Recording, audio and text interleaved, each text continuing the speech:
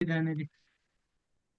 देखिए, तो मैंने ये टेबल क्रिएट किया और कुछ हमने इसमें एंट्री कर दिया। अभी क्या किया, हमने बिगिन ट्रांजेक्शन किया और एक एंट्री डाला। ओके, ये बिगिन ट्रान हुआ। बिगिन ट्रान करने के बाद हमने सेलेक्ट के लिए कोशिश किया था। तो अभी क्या कर रहे हैं, नॉर्मल अगर आप सेलेक्ट करते हैं, यानी कि कोई ट्रांजेक्शन का यूज नहीं करते हैं, तो बाय डिफॉल्ट इसका आइसोलेशन लेवल हुआ रीड कमिटेड है, और इसकी प्रॉपर्टी आप डेटाबेस की प्रॉपर्टी देखेंगे तो पता लग जाएगा। लेकिन अब मुझे यूजर कहता है कि नहीं, जो भी डेटा अभी टेबल में मुझे दिखना है, मैंडेटरी है, मुझे दिखना है क्या रिकॉर्ड है, तो यहाँ लिखूंगा मैं with no no lock. Lock. तो लॉक मैं इसमें नहीं प्लेस करना चाहता हूँ, इसको स्टॉप करता हूँ और फिर से चलाता हूँ। देखिए, आ गया रिकॉर्ड। आ गया।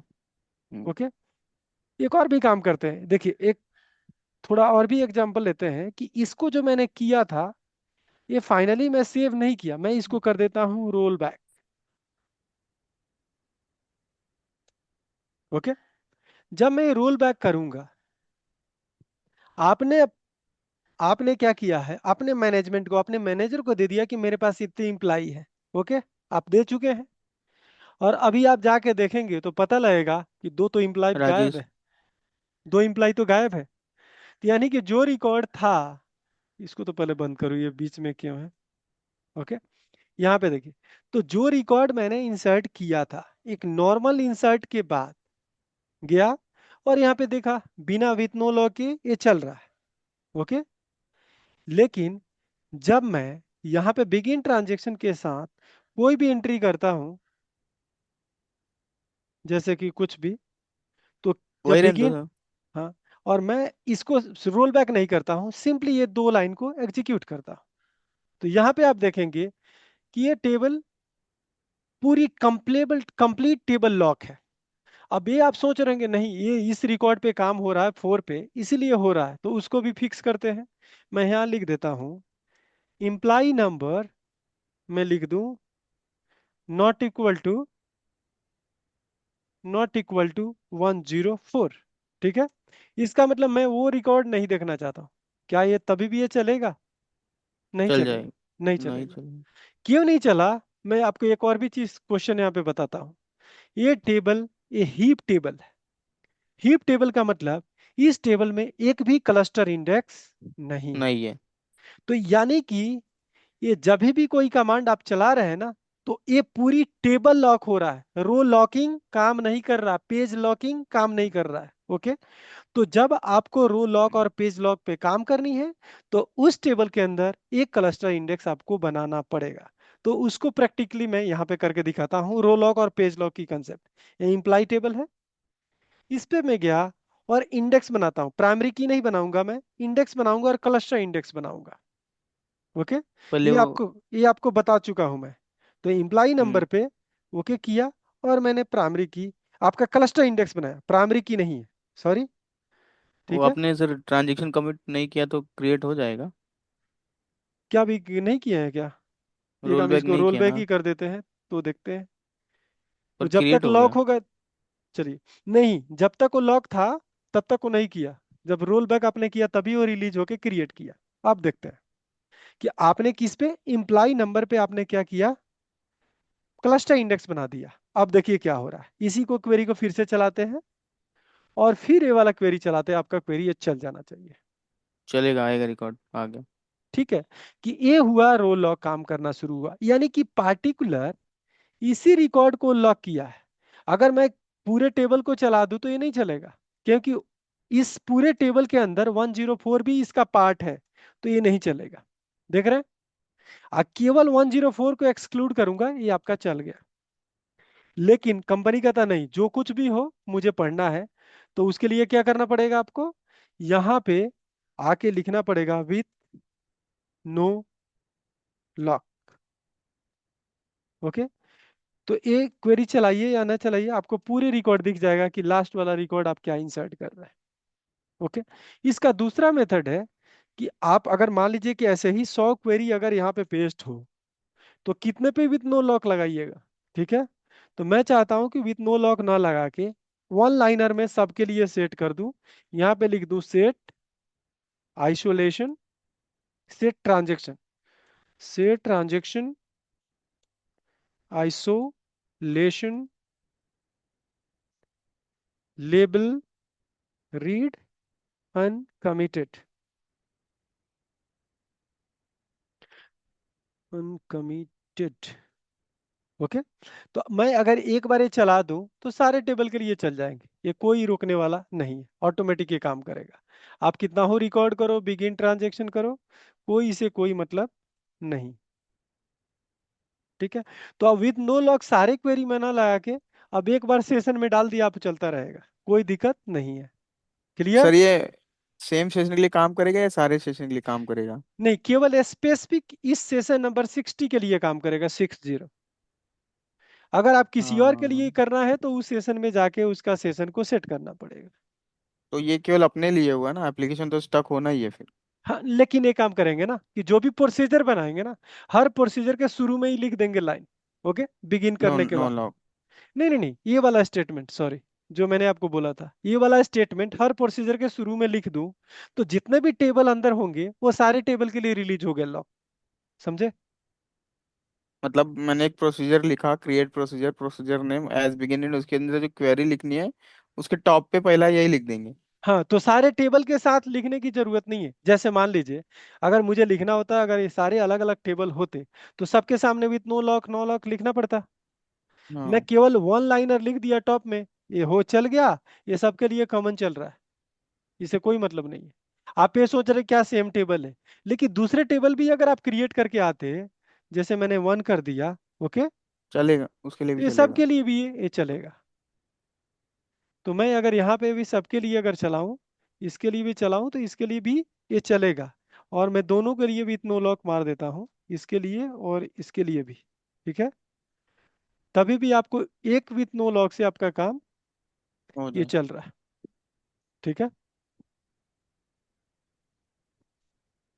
जब भी बैंकिंग डोमेन में आप काम करेंगे ना, तो इसकी आइसोलेशन डायरेक्ट यहाँ पे सीरियलाइजेबल करना पड़ेगा। और इसको डेटाबेस प्रॉपर्टी से भी आप इसको जाके सेट कर सकते हैं डेटाबेस का।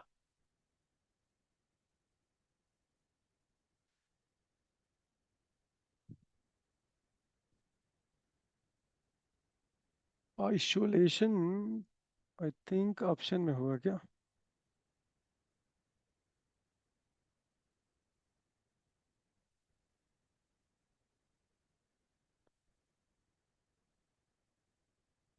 देखिए यहाँ स्नैपशॉट आइसोलेशन फॉल्स है, देख रहे हैं? तो जब भी अगर आपको स्नैपशॉट इंप्लीमेंट करना है, कभी कभी क्या होता है, देखिए स्नैपशॉट के बारे में हाई लेवल बता देता हूँ कि जब भी अगर आपको चाहिए कि नहीं मुझे एक ही डेटा पे मल्टीपल बंदे काम करने वाले हैं, तो उस केस में ये क्या करता है, एक डेटाबेस का वो स्नैपशॉट क्रिएट कर देता है उस टेबल का, वो टेम्परेरी के अंदर, टाइम डीबी के अंदर। और वो अपना काम करने लगता है, एक यूजर, फिर दूसरा यूजर अपना टाइम डीबी क्रिएट किया, लेकिन ओरिजिनल कॉपी कहाँ से लेके आता है, मेन डेटाबेस से। और जब भी फाइनलाइजेशन करना होता है वो डालता है और वो पूरे सेशन को अपडेट करता है। तो इस केस में आपका स्नैपशॉट थोड़ा फास्ट चलता है। नहीं तो सीरियलाइजेबल एक बंदा गया, वो रिलीज करेगा एटीएम तो दूसरा बंदा यूज करेगा, यानी एट ए टाइम मल्टीपल बंदा यूज नहीं कर सकता।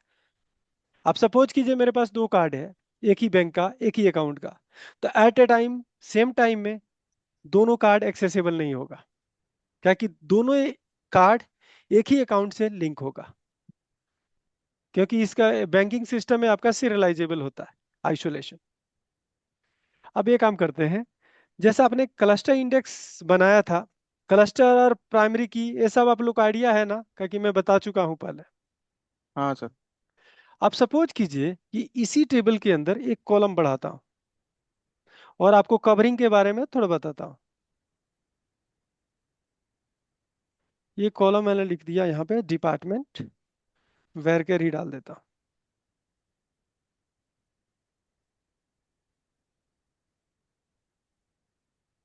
पता नहीं वो भी अभी हो रहा है, बिगिन टर्न में है हमारा क्वेरी, तो स्ट्रक्चर भी चेंज नहीं होने देगा।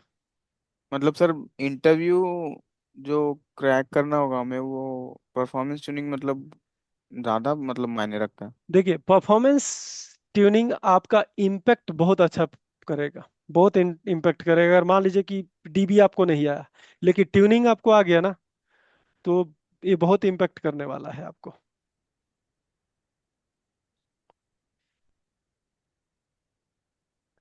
और जो बंदा डेवलपमेंट जानता है ना, वो अच्छा ट्यूनिंग कर सकता है।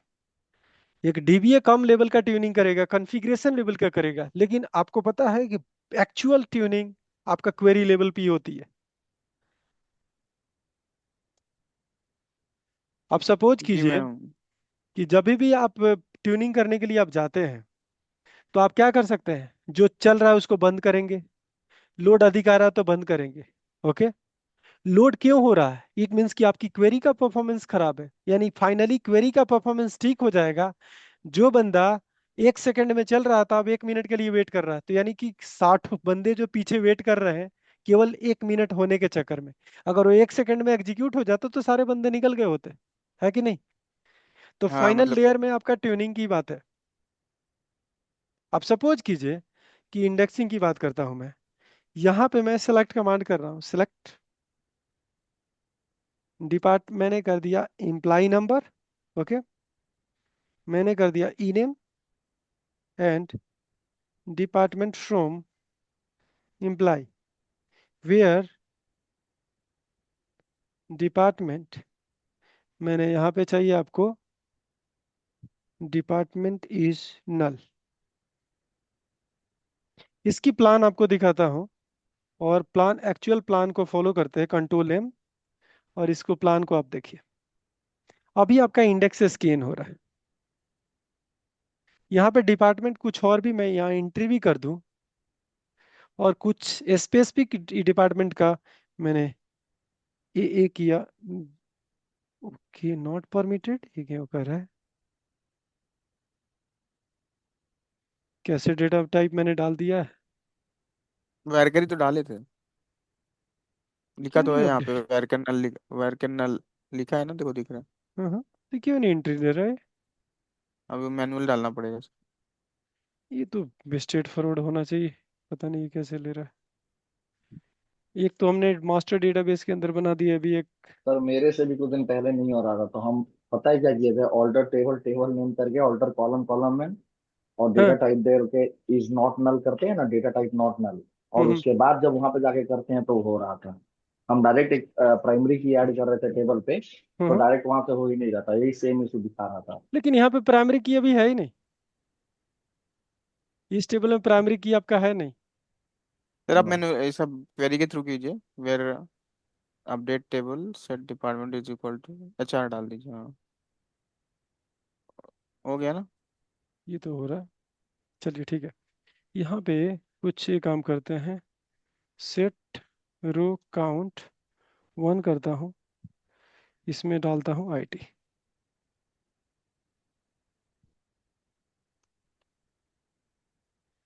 चलिए इसको देखते हैं कि मुझे आईटी वाला डेटा लाना है। मैंने उस दिन बताया था कि इंडेक्स आप प्रॉपर कैसे बना सकते हैं। ओके। सपोज कीजिए आपको माइंड में, आपके पास से ये टारगेट आए कि इंटरव्यूअर कह रहा है कि ये मेरे पास क्वेरी है, इसका बेस्ट से बेस्ट इंडेक्स बना के दीजिए। क्या बनाएंगे? इंडेक्स। और पहले से एक इंडेक्स बना हुआ है, क्लस्टर इंडेक्स बना हुआ है, जो आपको दिखाता हूँ क्लस्टर इंडेक्स क्या बना हुआ है। तो आप क्या सजेस्ट करेंगे? As a DBA. ये इंडेक्स आपके सामने बना हुआ है। मैं यहाँ पे लेके आता हूँ, कहाँ पे है वो क्वेरी? यहाँ पे, हाँ। देखिए एक इंडेक्स से बना हुआ है, इम्प्लाई नंबर पे असेंडिंग ऑर्डर है। ओके। अब आपको बताना है कि इस टेबल पे एक प्रॉपर इंडेक्स बनानी है। कोई बताएगा? कहे कि मैंने बता चुका हूं पहले इंडेक्स बनाने के लिए। इसमें तो सर क्वेरी आपने लिखना बना होगा ही क्या दिया। Sir? Create index index name on the tab, ऐसा करके लिखना होगा क्या हाँ हाँ, वही वही तो बनाने चाह के रहा लिए? है। Create index. Create index index index name on the table name, वहां तो पे क्रिएट यहाँ कॉलम पे डाल इंडेक्स देंगे। है। देखिए एक क्लस्टर कौन सा इंडेक्स लगेगा? बना नॉन दिए, तो ये क्लस्टर? नॉन क्लस्टर होगा, कहीं क्लस्टर तो नॉन बन क्लस्टर चुका है। लगाएं, क्लस्टर तो लेगा ही नहीं। हाँ हाँ। तो मैं एनसीएल कर ऑन दिया। चलिए टेबल सपोज। नेम, हाँ हाँ। और ये इम्प्लाई ऑन टेबल का कॉलम कॉलम डिफाइन कर नेम दीजिए सर, डिपार्टमेंट डाल ब्रैकेट देंगे। में। ऑन में लिख दूं आपका एम्प्लाई, टेबल एम्प्लॉय ईएमपी, और यहाँ पे और क्या लिखूं? कॉलम कॉलम डाल नेम डिफाइन कर दीजिए, डिपार्टमेंट। आई डिपार्टमेंट का। डिपार्टमेंट। ओके, हाँ। ASC। हो गया। मुझे हम्म, नहीं लगता होगा। हो गया, तो इंडेक्स तो इस पे हो जाएगा क्रिएट। अब देखिए, जो भी आपका इंडेक्स ए बनेगा डिपार्टमेंट कॉलम पे बनेगा। ओके, लेकिन हाँ। ये जो डेटा है आपका डिपार्टमेंट कॉलम तो कवर हो गया, और इम्प्लाई नंबर भी कवर है, क्योंकि क्लस्टर इंडेक्स में आपने पहले ही बना रखा है इम्प्लाई नंबर। ये कॉलम है नहीं। तो इस कॉलम को लाने के लिए हो सकता है RID लुकअप और की लुकअप लेके वो आएगा। तो फाइनली आप इंडेक्स से बना कर देखिए क्या आपके पास सॉल्यूशन आ रहा है, और इस क्वेरी को चलाते हैं। क्या आपका सीक में कन्वर्ट हो गया है? नहीं, अभी भी आपका क्लस्टर में ही वही रहेगा। इंडेक्स हो रहा है जो पुराना वाला इंडेक्स हो रहा है। ओके, एक और भी काम करते हैं, यहाँ पे करते हैं। कवरिंग इंडेक्स का मतलब ये होता है कि आपके पूरे क्वेरी को ये कवर करे। ओके, और जो क्लस्टर इंडेक्स में आपका कॉलम बना हुआ है वो कॉलम आपको यहाँ कंसिडर नहीं करना। आपने सही बनाया कि यहाँ पे देखिए इसमें कितना स्ट्रेट फॉरवर्ड है और कितना आपको आराम है। मैं बताता हूँ। इसको एग्जीक्यूशन प्लान में जाएंगे, इस पे जाके आप प्रॉपर्टीज में जाएंगे, इस इंडेक्स पे। ओके, प्रॉपर्टीज में जाने के बाद यहाँ पे देखिए प्रेडिकेट होगा कुछ कॉलम, उसको दिखाता हूँ कि आप दिमाग अधिक नहीं लगाना है। मत करो। देखिए, ये वाला जो प्रेडिकेट है ना, देखिए प्रेडिकेट है, इसको कॉपी कीजिए। प्रेडिकेट आपने एकदम सही जगह लगाया है जहां पे चाहिए। प्रेडिकेट जहां पे ऑन कंडीशन है उसमें प्रेडिकेट होना चाहिए। फाइनली आपका ए टेबल का ये कॉलम जो आपने ठीक लगाया है। उसके बाद दूसरा होता है कि यहाँ पे कौन कौन से कॉलम सेलेक्ट हो रहे हैं, तो वो भी कॉलम के डिटेल आपके पास यहाँ पे आएंगे। चलिए, तो इस पे जाते हैं, फिर से प्रॉपर्टी में जाता हूं मैं। सबसे नीचे जाइए, आपका यहाँ पे आउटपुट कॉलम। आउटपुट कौन कौन सा है तो इसको क्लिक कीजिए और इस कॉलम को कॉपी करके लाइए। आपको कुछ नहीं करना है, और यहाँ पे यहाँ कीजिए इंक्लूड्स। ओके, ये होता है कवरिंग इंडेक्स। अब कवरिंग इंडेक्स में जितने कॉलम कह रहा है उसको पेस्ट कर दीजिए। एक और, पेस्ट करते समय आपको ये ध्यान देना है कि जो क्लस्टर इंडेक्स के है उसको आपको यूज नहीं करना है। तो क्लस्टर इंडेक्स में एक कॉलम है, आपको ये यूज इम्प्लाई करने नंबर की जरूरत नहीं है, इसको रिमूव कीजिए। दूसरा, जो कॉलम आपने ऑन में ले लिया है उसको यूज नहीं करना है नहीं करना। इसको। Okay, department. तो केवल आपको केवल नेम यूज करना है। ई कल नेम। के डेट में अगर आपके पास और भी कॉलम होते, जैसे मैं एक और कॉलम और देख के कि आप ये सोच रहे होंगे कि क्या इतना ही हम कर दिए। यहाँ पे एक मैंने डाल दिया सैलरी। ओके, और मुझे सैलरी को भी लेके आना था डेटा टाइप, तो मैं यहाँ पे सैलरी भी डालना चाहता हूँ। सपोज कीजिए लास्ट कॉलम सैलरी। ओके, तो फाइनली इस कॉलम को भी यहाँ पे आउटपुट कॉलम में जाके देखते हैं तो ये भी कॉलम में आ जाता है। ओके, आ गया। और यहाँ पे आप जाके देखेंगे तो आपके आउटपुट कॉलम के अंदर ये होगा। ठीक है, तो ये आपका सैलरी, तो एक सैलरी वाला कॉलम करके आप यहाँ पे डाल दीजिए। जो भी एडिशनल कॉलम है, एक ऑन कंडीशन वाला और क्लस्टर इंडेक्स वाला, उसके अलावा सारे कॉलम यहाँ पे लाके पेस्ट कर दीजिए। ओके, तो ये बना आपका कवरिंग। मतलब ये इंडेक्स पूरी आपकी क्वेरी को कंप्लीटली कवर कर रहा है, कि उसका डिपार्टमेंट आईडी फिल्टर है ये कवर कर लिया, ये दो कॉलम सेलेक्ट करना वो भी कवर कर लिया, और क्लस्टर इंडेक्स में इंप्लाई नंबर ऑलरेडी है। तो इसको बोलते हैं कवरिंग इंडेक्स। ओके, यहाँ पे क्या है, ऑलरेडी एग्जिस्ट, मैंने पहले ही बन चुका है। तो इसको इसको पहले ड्रॉप करते कर हैं, दो। ड्रॉप करते हैं। और ड्रॉप में नॉन ड्रॉप। क्लस्टर लिखने की जरूरत नहीं। Okay, drop index index name, हाँ। ठीक है। तो एम, ओके, पूरा टेबल भी सिलेक्ट करना पड़ेगा कौन सी टेबल है। ठीक है, इसको कीजिए कंट्रोल जेड, और मैं एक क्रिएट कर रहा हूं, और फिर से आपका क्वेरी को चलाता हूं, क्या ये कवरिंग इंडेक्स है और क्या सीक हो रहा है।